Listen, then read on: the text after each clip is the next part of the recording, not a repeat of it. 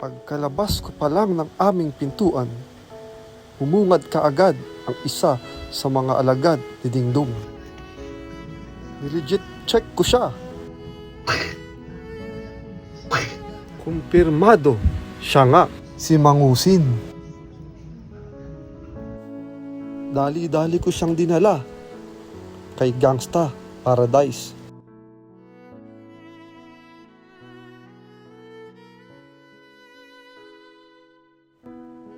Tila hindi interesado ang ating bida sa amoy ni Mangusin.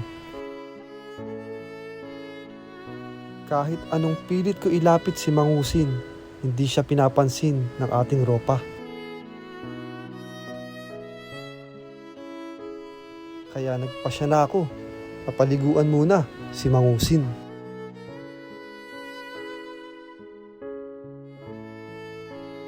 Sa wakas, mukhang ginanahan na ng konti ang ating ropa at siya ay sumilip na.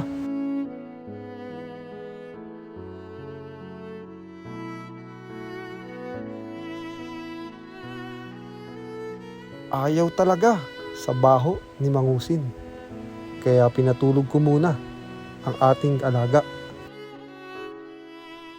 Hineli ko siya hanggang siya ay makatulog na.